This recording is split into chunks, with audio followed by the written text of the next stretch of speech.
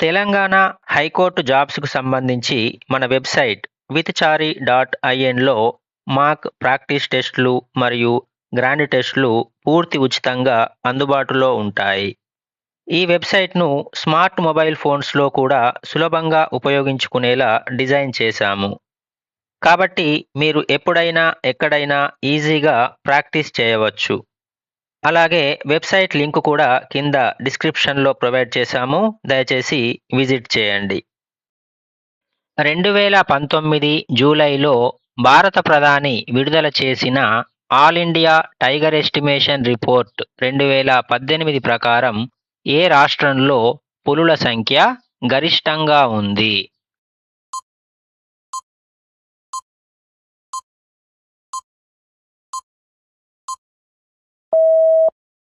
Madhya Pradesh. 2019 July 29న అంతర్జాతీయ పులుల దినోత్సవం నాడు ప్రధానమంత్రి విడుదల చేసిన all India tiger estimation report 2018 ప్రకారం 526 పులులతో మధ్యప్రదేశ్ మొదటి స్థానంలో నిలిచింది. 2022లో విడుదల చేసిన నివేదిక ప్రకారం కూడా మధ్యప్రదేశ్ 785 పులులతో అగ్రస్థానంలో నిలిచి టైగర్ స్టేట్ ఆఫ్ ఇండియాగా కొనసాగుతుంది. భారతదేశంలో పులుల గణన ప్రతి 4 ఏళ్లకొకసారి జరుగుతుంది. 20వ శతాబ్దపు తాన్సేన్ అని ఎవరిని అంటారు?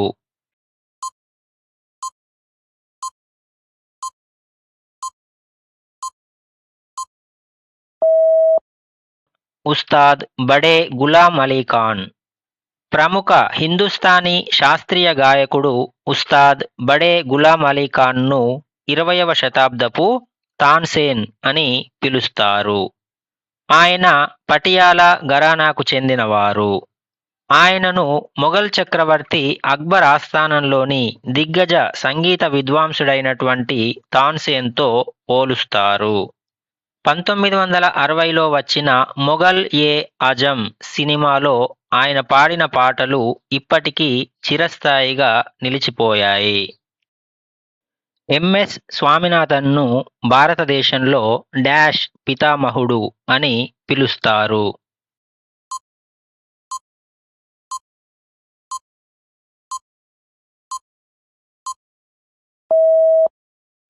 హరిత విప్లవం. ఎంఎస్ స్వామినాథన్ గారిని భారతదేశ హరిత విప్లవ పితామహుడు అని పిలుస్తారు. 1960లలో అధిక దిగుబడినిచ్చే వంగడాలను ప్రవేశపెట్టి గోధుమ మరియు వరి ఉత్పత్తిని గణనీయంగా పెంచడంలో ఆయన కీలక పాత్ర పోషించారు. ఆయన చేసిన విశేష కృషికి గుర్తింపుగా భారత ప్రభుత్వం 2024లో ఆయనకు మరణానంతరం భారతరత్న పురస్కారాన్ని ప్రకటించింది. క్రింది వాటిలో హిందుస్థానీ శాస్త్రీయ సంగీత కళారూపకం ఏది?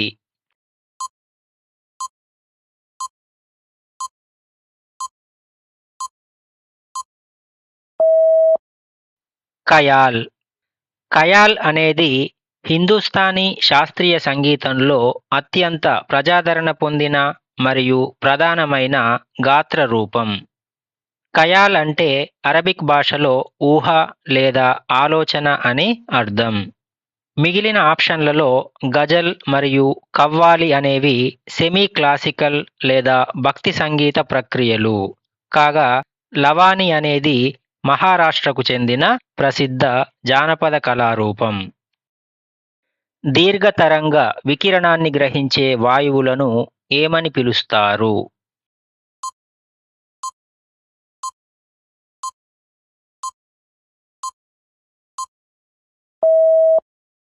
గ్రీన్ హౌస్ వాయువులు. Carbon dioxide, methane, nitrous oxide వంటి గ్రీన్ హౌస్ వాయువులు భూమి విడుదల చేసే దీర్ఘతరంగ వికిరణాన్ని అంతరిక్షంలోకి వెళ్లకుండా అడ్డుకుని తిరిగి భూమి వైపు పంపుతాయి. దీనినే గ్రీన్ హౌస్ ప్రభావం అంటారు. ఈ ప్రక్రియ వల్లే భూమిపై జీవరాశి మనుగడకు అవసరమైన ఉష్ణోగ్రత లభిస్తుంది. అయితే ఈ వాయువుల శాతం మితిమీరితే మాత్రం భూతాపం అంటే గ్లోబల్ వార్మింగ్ అనేది పెరుగుతుంది. జూలై 2019లో Sachin Tendulkar ICC cricket hall of ఫేమ్లో చేర్చబడిన 6వ భారతీయుడయ్యారు. క్రింది వారిలో టెండూల్కర్ కంటే ముందు చేర్చబడిన ప్రస్తుత జాబితాలోని 5గురు ఇండియన్ క్రికెటర్లలో ఉన్నది ఎవరు?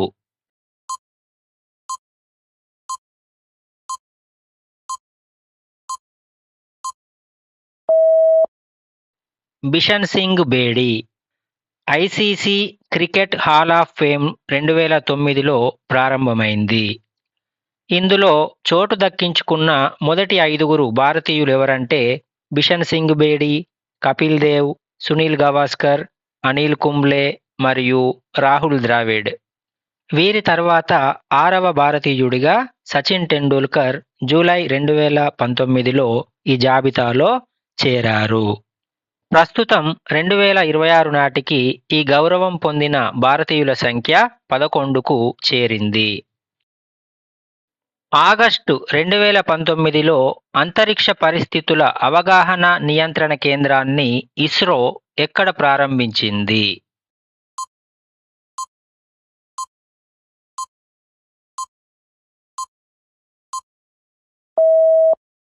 బెంగళూరు. ఇస్రో 2019 ఆగస్టులో అంతరిక్ష పరిస్థితుల అవగాహన నియంత్రణ కేంద్రాన్ని కర్ణాటకలోని బెంగళూరులో ప్రారంభించింది. అంతరిక్షంలోని వ్యర్థాలు మరియు ఇతర ప్రమాదాల నుండి భారతీయ ఉపగ్రహాలను రక్షించడం మరియు పర్యవేక్షించడం దీని ప్రధాన లక్ష్యం.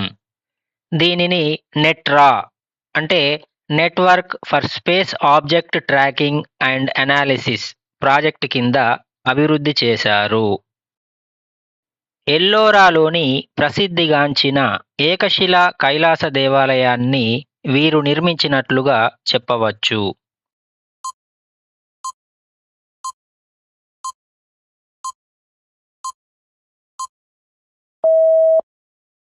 కృష్ణ 1. మహారాష్ట్రలోని ఎల్లోరా గుహల్లో ఉన్న జగత్ ప్రసిద్ధ కైలాసనాథ దేవాలయాన్ని రాష్ట్రకూట రాజైన మొదటి కృష్ణుడు 8వ శతాబ్దంలో నిర్మించారు. ఇది ఒకే ఒక భారీ రాతికొండను పైనుండి కిందికి తొలిచి నిర్మించినటువంటి ఏకశిలా ఆలయం.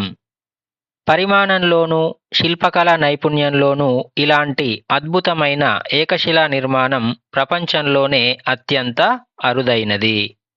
ఈ ఆలయం శివుడికి అంకితం చేయబడింది. 1757 సంవత్సరంలో ప్లాసీ యుద్ధం రాబర్ట్ క్లైవ్ ఆధ్వర్యంలో ఈస్ట్ ఇండియా కంపెనీ మరియు బెంగాల్, బీహార్ మరియు ఒరిస్సా నవాబ్ మధ్య జరిగింది. యుద్ధంలో ఓడిపోయిన ఆ నవాబు పేరు ఏమిటి?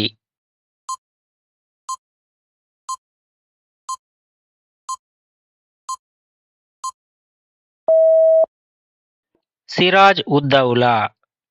1757 జూన్ 23న జరిగిన ప్లాసీ యుద్ధంలో బ్రిటిష్ ఈస్ట్ ఇండియా కంపెనీ సేనాని రాబర్ట్ క్లైవ్ బెంగాల్ నవాబ్ అయిన సిరాజ్ ఉద్ దౌలాను ఓడించారు. అప్పట్లో బెంగాల్ నవాబు అధికార పరిధిలో బీహార్ మరియు ఒరిస్సా ప్రాంతాలు కూడా ఉండేవి. సిరాజ్ ఉద్ దౌలా ప్రధాన సేనాని అయినటువంటి మీర్ జాఫర్ బ్రిటిష్ వారితో చేతులు కలిపి వెన్నుపోటు పొడవడంతో నవాబు ఓటమి పాలయ్యారు. ఈ విజయంతో భారతదేశంలో బ్రిటిష్ పరిపాలనకు పునాదులు పడ్డాయి.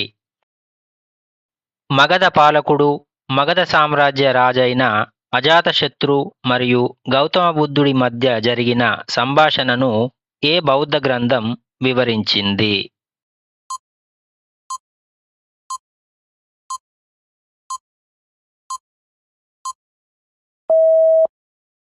సుత్త పీఠిక. బౌద్ధ మత పవిత్ర గ్రంథాలైన త్రిపీఠకాల్లో ఒకటైన సుత్త పీఠికలోని దీఘ నికాయలో ఉన్న సామన్న ఫల సుత్తలో అజాతశత్రు మరియు బుద్ధుడి మధ్య జరిగిన సంభాషణ ఉంది. తన తండ్రి బింబిసారుడిని చంపి రాజ్యానికి వచ్చినటువంటి అజాతశత్రువు తీవ్ర పశ్చాత్తాపానికి గురై మనశ్శాంతి కోసం బుద్ధుడిని దర్శించుకొని ఒక సన్యాసిగా మారడం వల్ల కలిగే ప్రయోజనాల గురించి అడిగినటువంటి ప్రశ్నలకు బుద్ధుడు ఇందులో సమాధానమిస్తారు. జలియన్ వాలాబాగ్ ఊచకోత యొక్క 100వ వార్షికోత్సవం ఎప్పుడు జరుపుకోబడింది?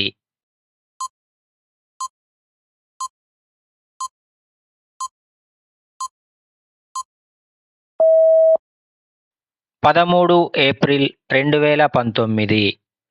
భారత స్వాతంత్ర్య పోరాట చరిత్రలో అత్యంత విషాదకరమైన జలియన్ వాలాబాగ్ ఊచకోత 1919 ఏప్రిల్ 13న పంజాబ్లోని అమృత్సర్లో జరిగింది. ఈ దారుణ ఘటన జరిగి 100 ఏళ్లు పూర్తయిన సందర్భంగా 2019 ఏప్రిల్ 13న దేశవ్యాప్తంగా శతాబ్ది స్మారక దినోత్సవాన్ని నిర్వహించారు. ఈ సందర్భంగా అప్పటి భారత ఉపరాష్ట్రపతి ఎం. వెంకయ్య నాయుడు ఒక ప్రత్యేక స్మారక నాణేన్ని మరియు పోస్టల్ స్టాంపును కూడా విడుదల చేశారు. క్రింది వాటిలో ఏది ఎల్ నినో గురించి వివరిస్తుంది?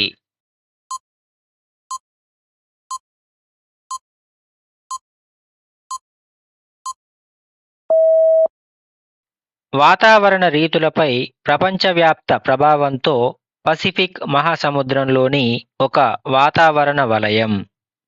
మధ్య మరియు తూర్పు పసిఫిక్ మహాసముద్రంలో సముద్ర ఉపరితల ఉష్ణోగ్రతలు అసాధారణంగా పెరగడాన్ని ఎల్ నినో అంటారు. దీనివల్ల ప్రపంచవ్యాప్తంగా వాతావరణంలో మార్పులు వస్తాయి. ముఖ్యంగా భారతదేశంలో ఎల్ నినో ప్రభావం వల్ల నైరుతి రుతుపవనాలు బలహీనపడి తక్కువ వర్షపాతం నమోదయ్యే అవకాశం ఉంటుంది. స్పానిష్ భాషలో ఎల్ నినో అంటే చిన్న బాబు అంటే లిటిల్ బాయ్ అని అర్థం. ఇతర అంశాలతో పాటు ఒక ఆరోగ్యకరమైన నగరం దేనిని తప్పకుండా కలిగి ఉండాలని ప్రపంచ ఆరోగ్య సంస్థ సూచించింది?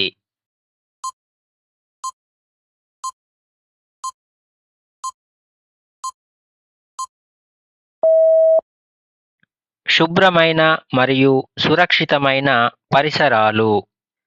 ప్రపంచ ఆరోగ్య సంస్థ WHO ప్రకారం ఒక ఆరోగ్యకరమైన నగరం అంటే కేవలం రోగాలు లేదా వ్యాధులు లేని నగరం మాత్రమే కాదు. ఆ నగరం నిరంతరం తన భౌతిక మరియు సామాజిక వాతావరణాన్ని మెరుగుపరుచుకుంటూ ప్రజలందరికీ నివసించడానికి అత్యంత శుభ్రమైన, సురక్షితమైన మరియు నాణ్యమైన భౌతిక పరిసరాలను కూడా అందించాలి. సాంకేతిక పరిజ్ఞానం ద్వారా సులభతరం చేయబడిన స్మార్ట్, సిటిజన్ సెంట్రిక్, నైతిక, ప్రయోజనకరమైన మరియు సమర్థవంతమైన పాలనను అందించడానికి తెలంగాణ ప్రభుత్వం ఏ పథకాన్ని ప్రారంభించింది?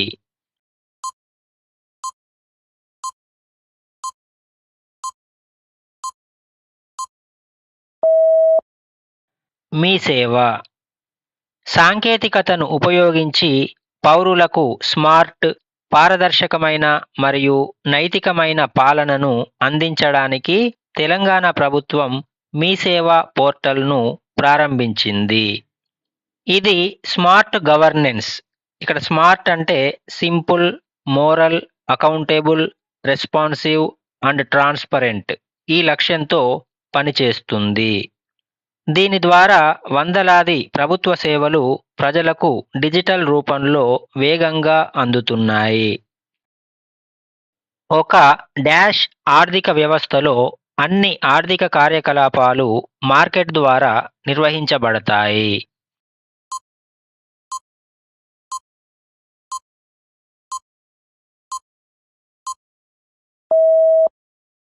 మార్కెట్.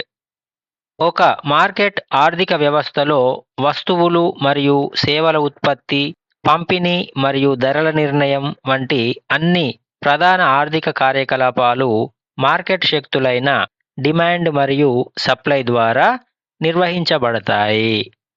ఇందులో ప్రభుత్వం పాత్ర పరిమితంగా ఉంటుంది. మార్కెట్ ఆర్థిక వ్యవస్థలో పోటీ ఎక్కువగా ఉంటుంది. ఇది నాణ్యత పెరగడానికి మరియు ధరలు తగ్గడానికి దోహదపడుతుంది. కేరళలో స్త్రీలు ధరించే సాంప్రదాయ చీరను ఏమని అంటారు?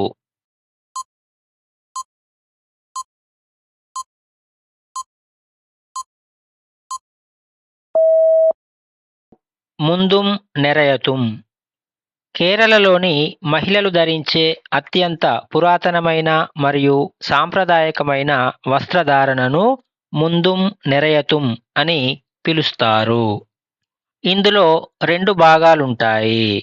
ముందు అంటే నడుము చుట్టూ కట్టుకునేది మరియు నెరయతు అంటే పై భాగంలో భుజంపై వేసుకునేది. ఇది సాధారణంగా తెల్లటి లేదా క్రీమ్ రంగులో ఉండి అంచులకు బంగారు రంగు ఉంటుంది. అందుకే దీనిని కాసవు చీర అని కూడా అంటారు. ఈ క్రింది వాటిలో పశ్చిమ కనుమలు దేనికి పశ్చిమ సరిహద్దుగా ఉన్నాయి?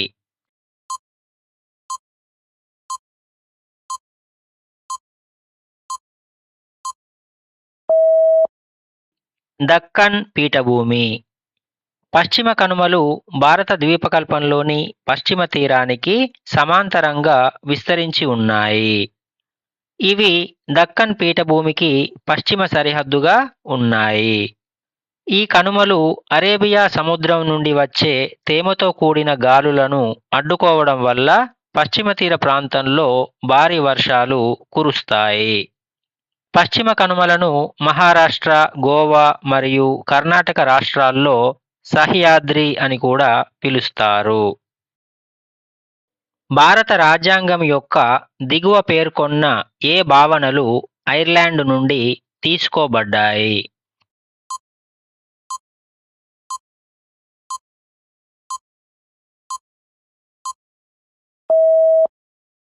రాష్ట్రపతి ఎన్నిక విధానం. భారత రాజ్యాంగంలోని రాష్ట్రపతి ఎన్నిక విధానం, ఆదేశిక సూత్రాలు మరియు రాజ్యసభకు సభ్యుల నామినేషన్ వంటి అంశాలను ఐర్లాండ్ రాజ్యాంగం నుండి గ్రహించారు. అలాగే రాష్ట్రపతి మరియు ఉపరాష్ట్రపతి విధులు అమెరికా నుండి, ఏకపౌరసత్వం బ్రిటన్ నుండి మరియు చట్టం ద్వారా స్థాపించబడిన విధానం జపాన్ రాజ్యాంగం నుండి స్వీకరించబడ్డాయి. దిగువ పేర్కొన్న ప్రముఖ నేతల్లో ఎవరు భారతదేశ ప్రధానిగా ఎక్కువ కాలం పనిచేశారు?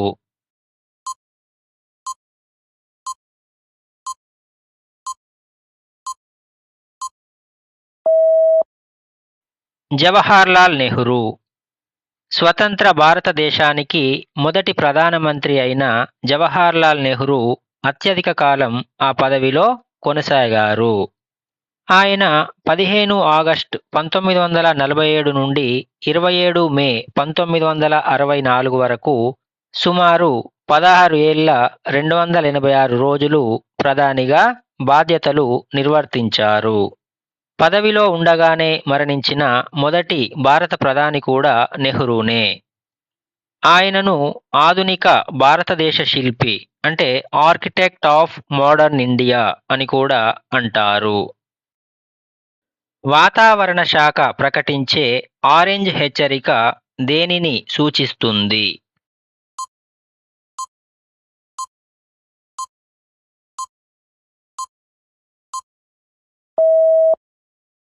సిద్ధంగా ఉండు. భారత వాతావరణ శాఖ ఐఎండీ వాతావరణ తీవ్రతను బట్టి 4 రకాల రంగుల హెచ్చరికలను అంటే అలర్ట్స్ను జారీ చేస్తుంది. ఇందులో ఆరెంజ్ అలర్ట్ అంటే ఆరెంజ్ హెచ్చరిక అంటే వాతావరణం చాలా అధ్వాన్నంగా ఉండే అవకాశం ఉందని, అలాగే ప్రజలు మరియు అధికారులు పరిస్థితిని ఎదుర్కోవడానికి సిద్ధంగా ఉండాలి అంటే బీ ప్రిపేర్డ్ అని అర్థం. దీనివల్ల రవాణా, విద్యుత్ సరఫరా వంటి సేవలకు అంతరాయం కలిగే అవకాశం కూడా ఉంటుంది. ఈ వీడియోలో 20 క్వశ్చన్స్ని మాత్రమే ఇవ్వడం జరిగింది. దానికి సంబంధించిన రిమైనింగ్ క్వశ్చన్స్తో సహా ఓవరాల్గా 60 క్వశ్చన్స్తో కూడిన మోడల్ టెస్ట్ను మన వెబ్సైట్ withchari.inలో అప్లోడ్ చేసినాము, అక్కడ చూడండి. వెబ్సైట్ లింకును కింద డిస్క్రిప్షన్లో ప్రొవైడ్ చేసినాము. ఆ లింక్ పై క్లిక్ చేసి మన వెబ్సైట్లో పూర్తి ఉచితంగా ఈ మోడల్ టెస్ట్ను మీరు ప్రాక్టీస్ చేసుకోవచ్చు.